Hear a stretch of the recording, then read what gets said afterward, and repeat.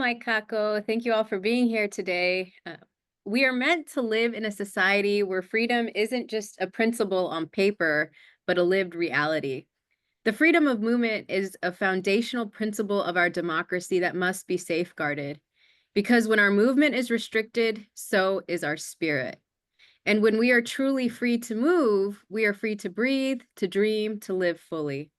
My name is Salma Y. Rizvi, and I'm the Executive Director of the ACLU of Hawaii. We are here today because our legal team has filed a class action lawsuit that challenges the Honolulu Police Department's unlawful and unconstitutional practice of arresting drivers for operating a vehicle under the influence, often without probable cause and without due process. Let me be clear. Public safety matters, but falsely arresting people using unreliable observations or assumptions undermines that very safety. It erodes public trust, wastes law enforcement resources, and violates the rights guaranteed to all of us under the Hawaii State Constitution. We are here because our communities deserve better. Drivers should not live in fear of being wrongfully arrested simply for wearing a wristband from Dave & Buster's. And they should not be misled, coerced, or intimidated out of asserting their rights.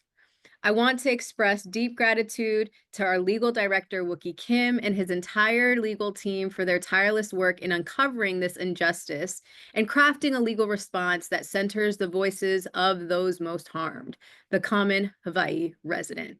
Mahalo also to our co-counsel at Miyashita and Osteen for standing with us in this fight. This case is about dignity, it's about fairness, and it's about holding public institutions accountable to the people they serve. Mahalo. Thank you, Salma. So good morning, everyone. My name is Wookie. I'm the legal director here at the ACLU of Hawaii. I'm just going to speak briefly, kind of sharing the nuts and bolts of what happened earlier this morning. So we just filed the lawsuit.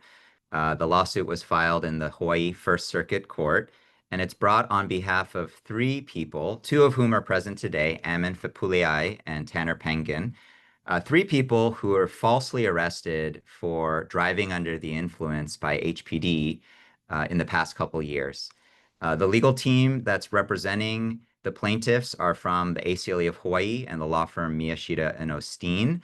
And the lawsuit was filed as a class action. And what that means, of course, is that these three plaintiffs are seeking to represent a class of hundreds of drivers who have been arrested by HPD in recent years without due process or without probable cause, as well as future drivers. And the important aspect of this lawsuit is that it seeks only declaratory and injunctive relief. What that means is we are trying to get a court order to declare that HPD's practices are unconstitutional and unlawful. We're also seeking a court order enjoining, meaning requiring HPD to change its policies and practices to be lawful and to be constitutional going forward. And so relatedly, the lawsuit does not seek monetary damages on behalf of our clients or the class. As far as who the suit names, the defendants are the City and County of Honolulu, HPD Chief Joe Logan, who's responsible for oversight of the department, and then the seven individual officers who took part in our plaintiffs' arrests. As far as legal claims, essentially, we are asserting that Article 1, Section 5 and Article 1, Section 7 of the Hawaii Constitution have been violated and are continuing to be violated by HPD. And those provisions basically ensure that government seizures and arrests cannot be done without probable cause, and that people are guaranteed due process rights before their liberty is taken from them. Additionally, we're also asserting that officers are violating Hawaii's implied consent law, and that the city and Chief Logan are negligently supervising, training, and disciplining their officers.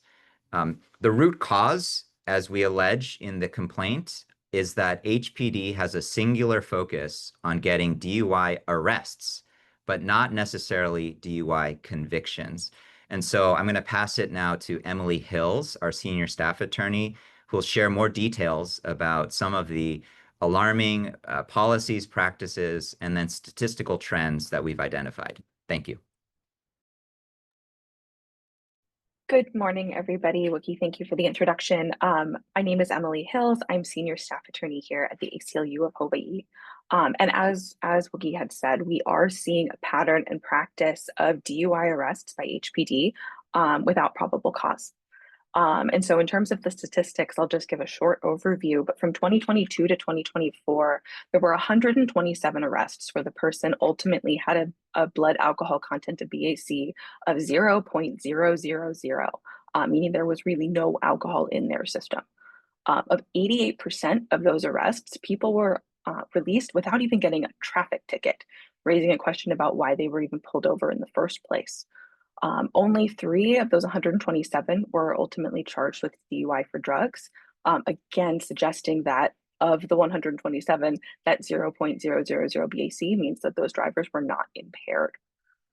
We've also noticed that the number of people who have a 0 blood alcohol content has been going up every year. And actually, at the beginning of May, HPD reported publicly that their DUI arrest numbers are up 30%. So we have reason to believe this problem is continuing and escalating. We are also seeing a very high number of cases where people refuse chemical testing. And about 30% of those cases are being overturned when the resulting driver's license suspension is reviewed by the ADLRO. So this means that in 30% of the arrests where there was a refusal, there was either no reasonable suspicion for the stop, no probable cause for the arrest, or the officers are not properly informing people of their right to a chemical test, violating Hawaii's implied consent law. So all of this raises the question, why are we seeing these patterns? What we do know is that HPD cares about DUI arrest numbers a lot. They use these arrest numbers to show the public that they're protecting public safety. They're also used to secure over $1 million in federal funding to cover DUI enforcement. And because these numbers matter, we've been hearing about incentives given to police officers to encourage them to make more DUI arrests. I think one of the more alarming incentives that we've been hearing about is called one and done policy. This is a policy that was implemented with the night enforcement unit, which covers like the nighttime shift from about 10 p.m. until early morning hours. And what we've been told is that supervisors for the night enforcement unit have told officers, if you make a DUI arrest, you can go home and you'll still get paid for your entire shift. And that will incentivize early in the evening DUI arrests, and it will encourage officers to take shortcuts in their investigation, which can result in arrest without probable cause. So our plaintiffs, Ammon and Tanner and Sarah Popinga, who's not here today, they were swept up in the singular focus, as Wookie said, singular focus on DUI arrest numbers, as have many other people in Honolulu. And if nothing changes, many more people will be swept up in this. So at this point, I'm going to turn it over to Ammon to talk about his experience their experience and how it impacted them. Talo for everyone. My name is Amin Fipuleai, and I was wrongfully arrested um, under the impression of a DUI. I am an at the time of the arrest, I was an educator at the American Samoa Community College. Currently, I am now a director for the Arts Council in American Samoa. So when I was arrested, it really impacted myself mentally, internally, and as well as the public perception, because this really caused trauma to me. Um, this was the first time I've ever been arrested, so the whole experience was frightening. Just thinking about me knowing that I didn't do any of the drugs or do any alcohol or when I was arrested at that moment, I thought to myself, like, how did I get myself into this? I did tell them that I didn't do any of that. I didn't know at the time that I blew a 0.00, yet I was still arrested. So the whole experience was very traumatizing. Sitting in the back seat of a police car, I've only seen those on TV, but to experience it firsthand and as a first time, it was traumatizing. just trying to think about like who was there because I was only there to, I was visiting and coming to plan for my cousin's wedding. And so on top of the planning, now I'm in a situation where I felt like my rights have been violated. And so when they took me in to the station, just being in there, I felt like there was no one, they weren't listening to me. I was telling them, you know, why am I arrested? And yet I was advised by the police officer to deny the test. I think I was fortunate enough to take the test at the scene. However, when I read the police report was fabricated, stating that I was like no longer drunk, but now doing drugs. So all of that, kind of plays into like now, because I felt like before I got arrested, I had an image that police officers are there to safeguard us, protect us, especially those who are innocent. Yet that has completely changed my perception.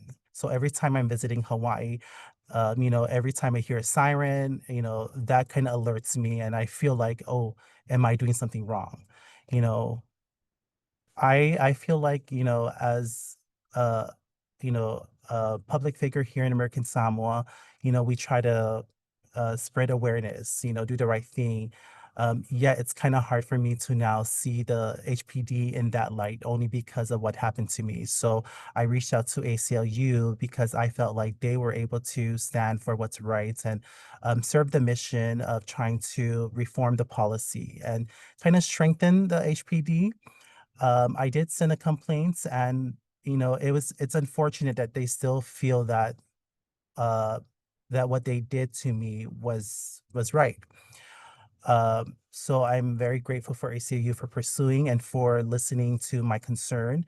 And this only would help, other visitors, not only for people from American Samoa, but those who are coming because, I felt like, when you say Hawaii, you have the aloha spirit, yet now I don't feel like there's any more aloha spirit.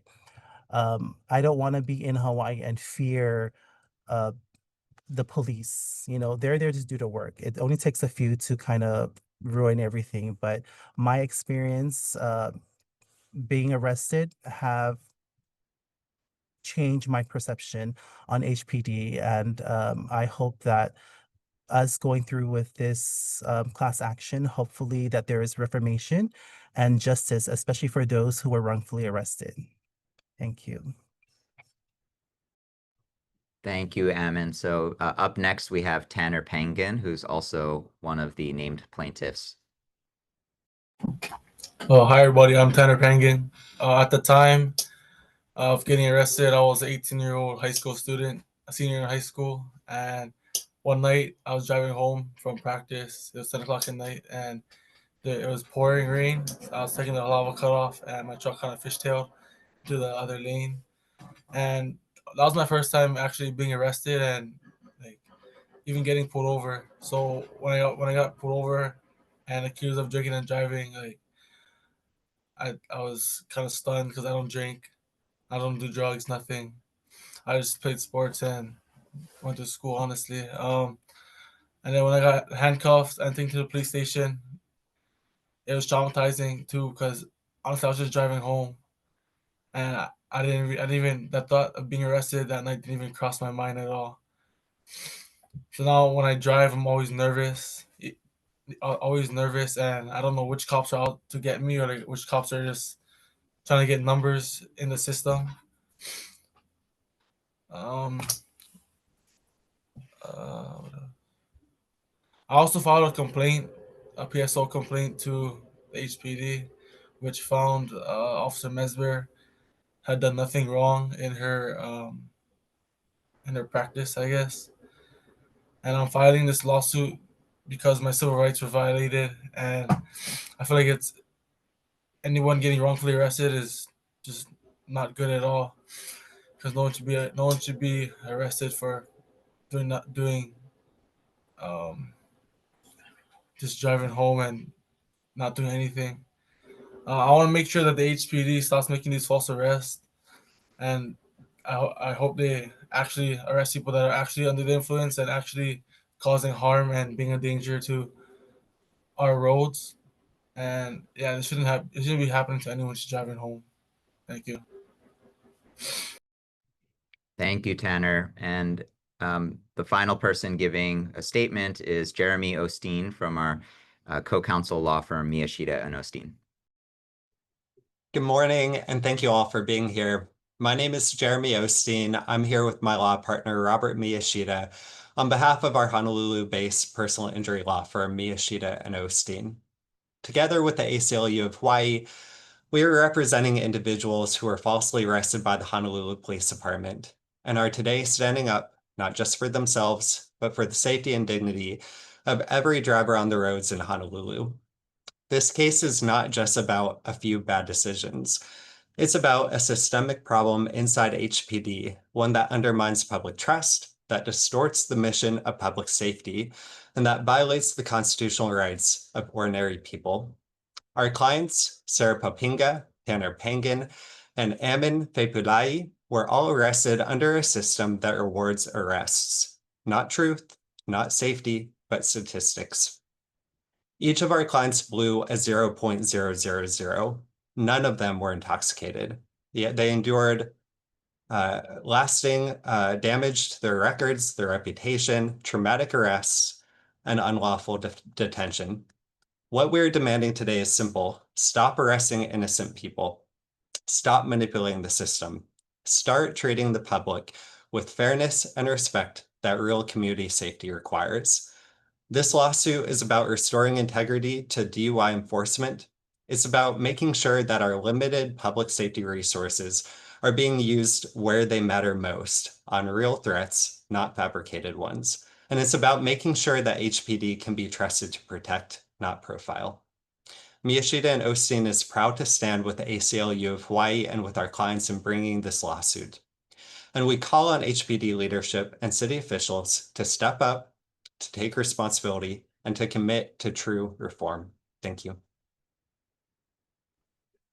Thank you, Jeremy. So we're going to open it up to Q&A. I know that we've received some questions via the chat, but before we get there, we also wanted to emphasize and give a kudos to Lynn Kawano and the Hawaii News Now team, because this case was not possible without the multi-month, multi-year investigation that Lynn has been doing into this issue. And it's her reporting that really put this issue on our radar and led us to kind of follow up and speak to people. So just wanted to give a shout out. I know, Lynn, you're in the audience somewhere.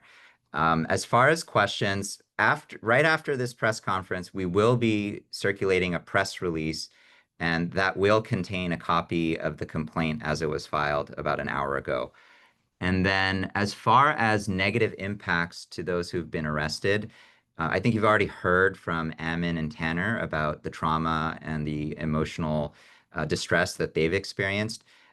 Although not named plaintiffs, we have other class members who experience far more, let's call it concrete harms, including job demotions and folks who were in highly sensitive positions where the arrest record alone led to consequences.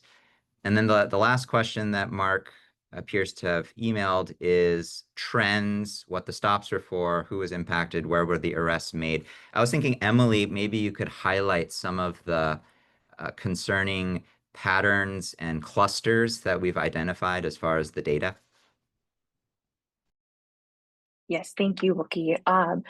Our preliminary analysis, and I'm highlighting that it's preliminary, but our preliminary analysis is showing that we're kind of seeing clusters of some DUI arrests towards the end of the month.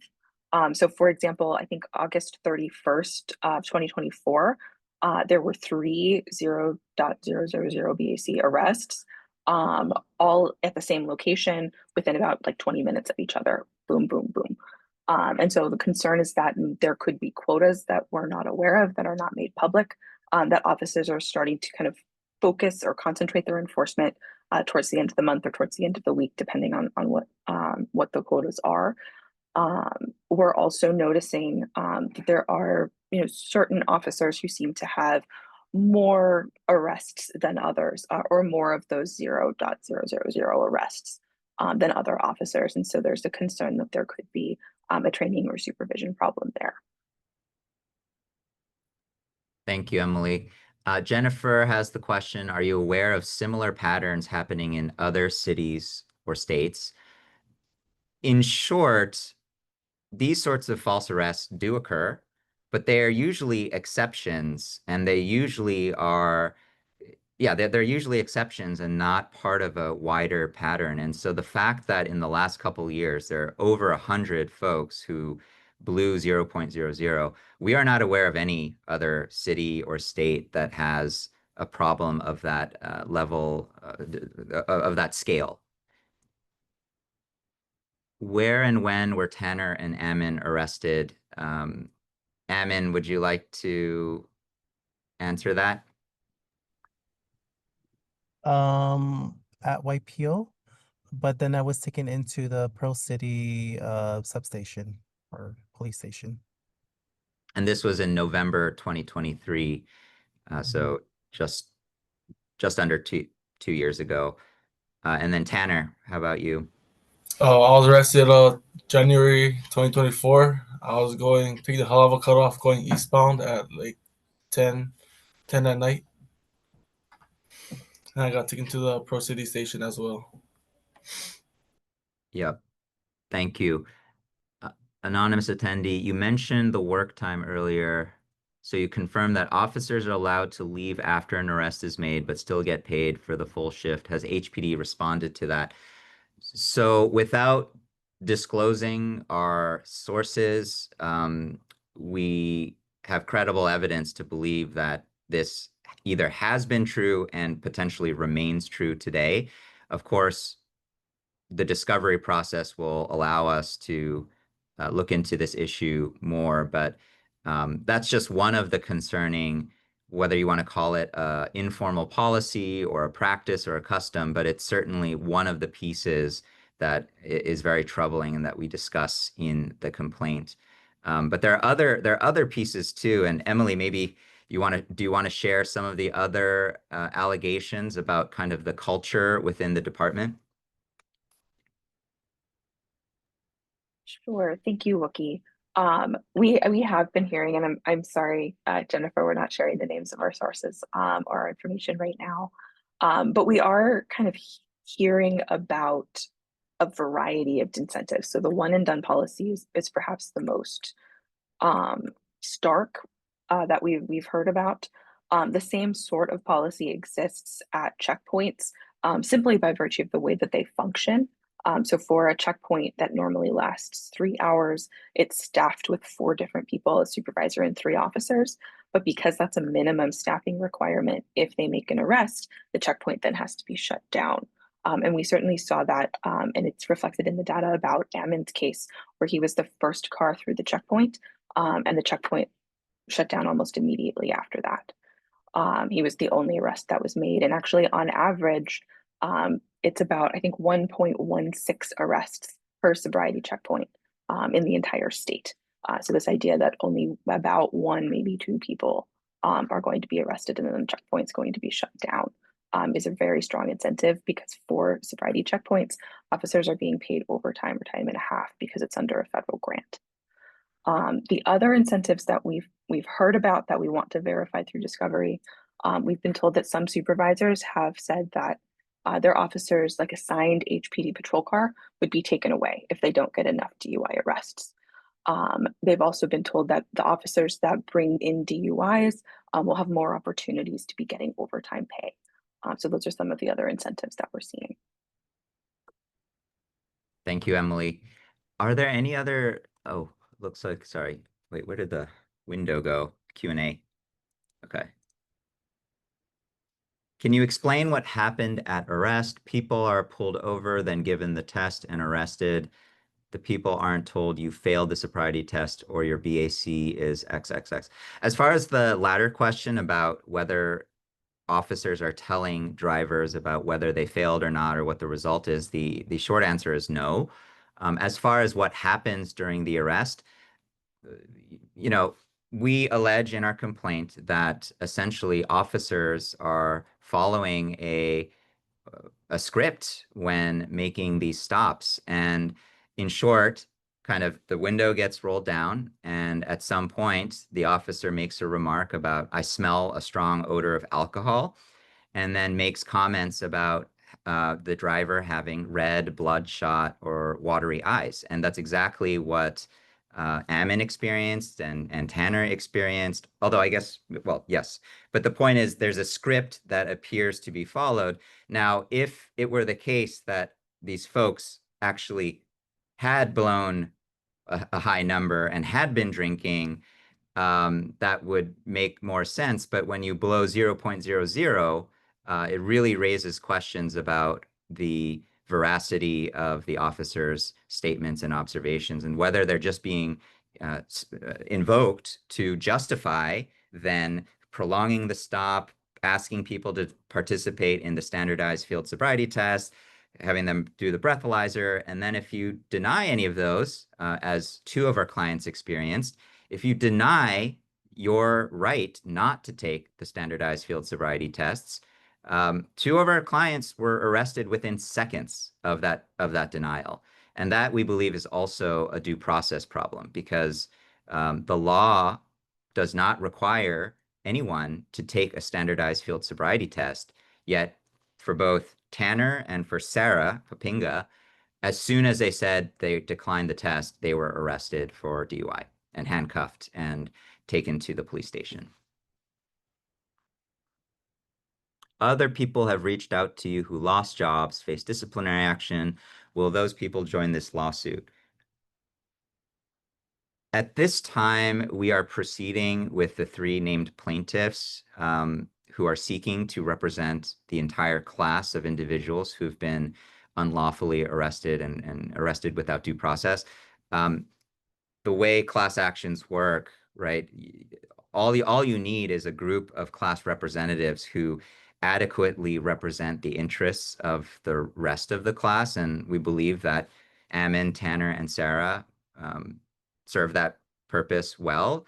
Of course, we have talked to and are continuing to talk to other individuals with similar stories. And if they meet the class definition and fall within the scope of the class action, we technically would be representing them, of course, if the court grants class certification. What was HPD's response to ACLU's letter regarding the lawsuit issue, if there's been one? Let's see. I want to give someone else, if anyone, no, well, that's probably, we probably have to answer that one. I can answer it. We sent a demand letter on behalf of Ammon in was it late 2024? And the response we got was pretty disappointing. HPD did say that they would reopen the investigation, that they would re-review all the body cam footage and the police reports and look into our other questions. And several months later, I believe it was actually April, they wrote back and said, we reviewed everything and the officers had reasonable suspicion to stop Ammon and they had probable cause to arrest him. They said that they had held additional trainings. They didn't say that they were new trainings or trainings beyond what HPD has always been doing. And then they said that the audit is ongoing as to DUI practices, but they didn't specify what would happen with the audit, when it would be completed. In short, HPD didn't say that it was going to change any of its policies or practices. And so we sent another follow-up demand letter last week. We asked for a response on Tuesday, May 27th by 5 p.m. We have received no substantive response as of this moment. And so we take all of this to mean that HPD stands by its existing policies, and that further confirms why we are seeking injunctive relief to prevent future harm to other drivers. For clarification, if you decline the field sobriety test, can you be arrested? It's a in short, the answer is yes, but there has to be already by that point independent evidence that generates or supports probable cause. But in all of our clients' cases, that was not the case. Simply having a wristband, simply saying that I came from a place that may serve alcohol, and the fact that a taillight is off, those two facts alone don't establish probable cause as to DUI. What will happen if the class is not certified? If the class isn't certified, we just proceed on behalf of the three individual plaintiffs, and it's just like any other lawsuit that involves multiple plaintiffs. Do you suspect this is happening on other islands? I don't think we have a comment on that at this point, just because we are not aware of any concerning patterns, but we just don't know. Does anyone want to take the? I feel like I'm talking a lot, so yeah. Maybe Anne and Tanner could talk about, the question was, did you spend time in jail? What was your experience? Yes, how about that? Perfect. Yeah. So I'll speak on for my experience. When I got to the station, I was advised to first deny both tests, because if I were to take the test, I would spend time. They would take me downtown to be locked up in jail. So with that in mind, I was most likely going to choose to deny the test, but I spent like maybe 2 hours waiting at the Pearl City station, because I was waiting for someone to bail me out. But my sister and my cousin did arrive on time before they were going to take me down to get locked up, and this was overnight. So I didn't spend time in the jail, but if my sister and my cousin didn't make it on time. But also I wanted to highlight that the police officer had advised me to deny both tests to avoid being sent to jail. So that's my experience. For me, I wasn't put in jail when I first got to the station. I got ID'd and everything, and they put me in something called the cage, where Officer Mesmer read me my paperwork and everything, which she read very fast and she mumbled a lot, so I didn't really understand what she was talking about. And at first, I did um, choose to deny the test, but since my dad and mom came down, that everything went by quicker, and I got released after I did do the test, and I got posted bail too.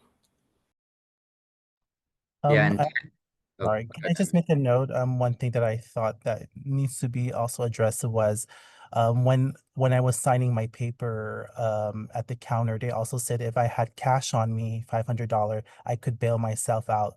So if I did have cash, with me, I could have been, been out like immediately. Yeah, and as Emily already described, we have noticed an alarming trend in the number of refusals that drivers have made, and as Tanner and Ammon's stories show, the officers are inadequately informing people about their rights and the consequences of, for example, refusing to take a test. Because for those who don't know, if you refuse to take the breath or blood test once you get to the station, that leads to an automatic 2-year license suspension that you then have to fight in an administrative proceeding. And so the refusal comes with serious consequences. And so when Ammon was in the police car on the way to the station, the officer violated HPD's body-worn camera policy and turned off the video. And during that encounter, tried to persuade Ammon to refuse the test, which we are taking the position that in some situations is eliminating the opportunity for drivers to create exculpatory evidence showing, for example, that they actually had 0.000 in the system. So this is the putting aside the lack of probable cause, the due process concerns are related primarily to the refusals and the coercing and pressuring drivers to refuse.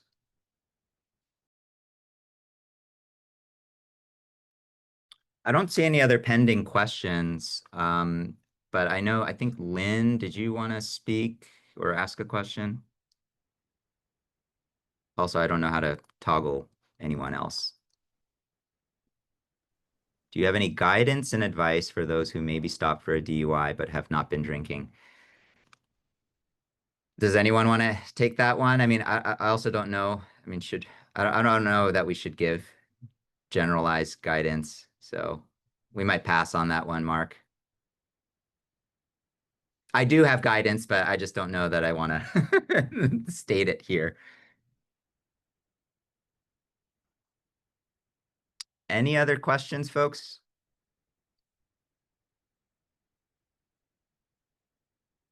Any of the panelists, any last comments or remarks, anything we forgot to mention? Should people contact the ACLU if this happened to them? In short, yes. Please go on to our website and click the Request Legal Help button. There's an intake page and a confidential intake form. We definitely want to hear from you if you've experienced something similar in the recent past, or even if it's not in the recent past. So yes.